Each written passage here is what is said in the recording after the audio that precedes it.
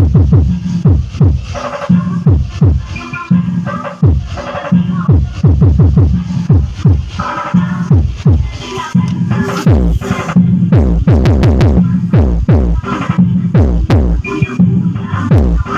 yun mga boss, welcome back again sa ating bagong video. So dito mga boss ay ito pala yung MCV natin na D15 na battle box. Bali dito mga boss ay i-sound check ko yung aking nagawa na box. So gamit yung aking speaker na KKE 1000 watts RMS double magnet. So ipa-drive ko dito is yung KKE din na C50. So para malaman natin kung quality ng ating gawa na box. So sa mga nagtatanong sa sukat dito mga boss ay sa bandang dulo ay meron akong mga sukat dito, yung taas at saka yung haba niya. So subaybayan nyo lang mga boss. Ito pala yung loob ng ating box. So sa taas nilagay ko yung D18 na bilog sa speaker para maging double, para hindi siya mag-vibrate. So yan yung speaker natin mga boss.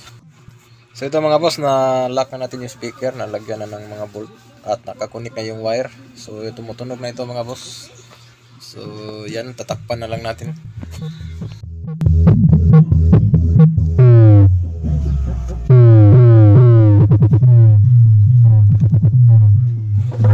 Sa mga napadaan lang pala sa ating video, paki-subscribe sana mga boss bilang pagsuporta sa ating channel. Maraming salamat sa lahat ng ating mga sumusuporta, mga subscribers. Maraming salamat sa inyo mga boss.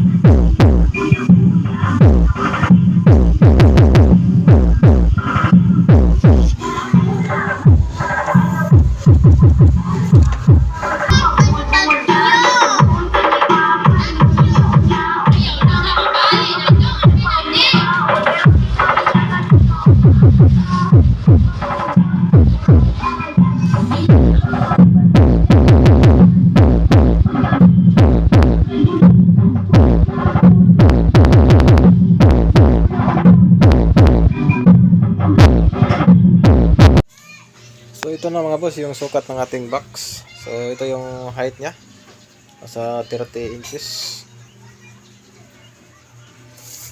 At saka yung lalim niya is 24 inches. So yung harap naman mga boss ay yan 20 inches. Tapos yung ano naman mga boss, yung cover sa, yung distance mula sa cover at sa harap is 4 and 1/2 or yan. Tapos yung cover niya sa harap, pinakaharap is 14 inches. So yan mga boss. So pwede nyo ito yung gayahin mga boss. So mag-comment lang kayo para kung kung may katanungan kayo, mag-comment na kayo. So yung box na to mga boss is pwede pang battle at pwede rin sa quality. So medyo kasi ito modified natin. Sa price mga pala dito mga boss ay 9,000 yung pares. Bali tulad nito finish with accessories. So pwede pang battle at pwede sa quality na gusto nyo na music.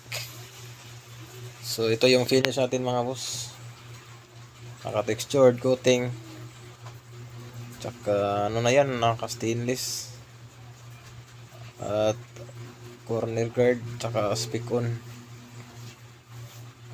So yun mga boss, kung gusto niyo magpagawa, pwede kayo mag-comment dito, at kung may katanungan man kayo, comment nyo na lang. Kasi para masagot ko kayo. Kung gusto nyo naman gayahin ay pwede din.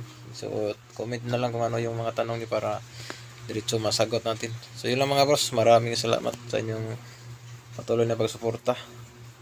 So God bless po sa ating lahat.